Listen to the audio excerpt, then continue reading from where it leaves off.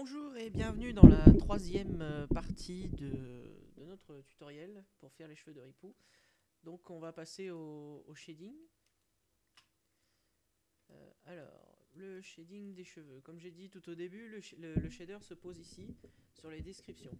Pas en dessous ni rien, c'est ici. On assigne un shader comme sur un mesh classique. Donc là, j'ai pris le VRR shader. Vous savez quoi, on va recommencer. Donc on prend le VRM Material R3 ici et on va partir d'un preset pour les specs et on va refaire la transmission et la diffuse ensemble. Donc nous on veut qu'il ait des reflets légèrement roux, donc on est en red shiny. On sélectionne nos trois et on assigne notre shader comme un mesh classique. Voilà. Par contre, il y a un problème avec Xgen et VRay, c'est que je veux dire, vous pouvez pas mettre de rampe dans la couleur des cheveux. Pas comme ça du moins. Pour pouvoir mettre un ramp, on va, euh, on va d'abord créer un ramp, bêtement. Donc on crée un ramp, un ramp 2D. Ici, pour l'instant, on va lui mettre des couleurs RGB, voilà, pour voir si on a réussi ou pas. Hop. Voilà. Et on met ça dans la transmission et dans la diffuse, sachant que la diffuse, pour l'instant, on la met à 0. Et la diffuse, vous l'activez si vous n'avez pas de GI au rendu, en fait. Et du coup, vous baissez la transmission. Non, même pas, non. Vous augmentez la diffuse si vous n'avez pas de GI. Après, on va chercher un V-Ray Air Sampler. V-Ray Air Sampler, ici. Et on va le plugger dans notre rampe. Alors pour plugger, on va le clic milieu, glisser, déposer, autre. Donc là, on a notre connexion éditeur. Alors on prend la distance along strains et on la donne dans la V-chord. Et voilà, normalement déjà là, on devrait avoir notre dégradé au rendu. Donc on va tester.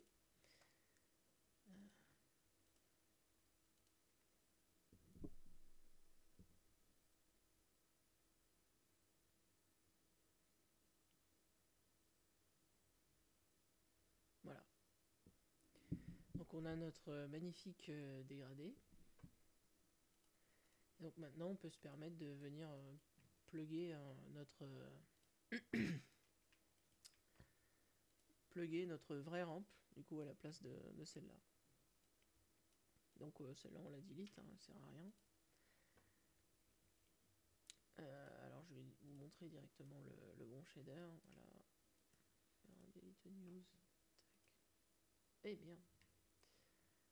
Pardon. Excusez-moi. C'est celui-là que je veux.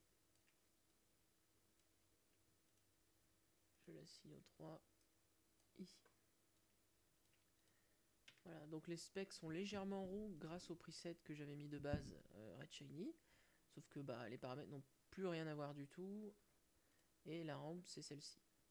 Et on a des cheveux bruns. Et seulement quand il y a une forte translucence et transmission, on passe en quelque chose de rouge jusqu'à atteindre le jaune normal, comme tous les cheveux. À cause de la lumière. J'ai resserré un peu le glossiness ici. Le primary amount a été baissé. Ça, après, c'est à vous de gérer, hein, suivant la scène. Et du coup, ça nous donne ça.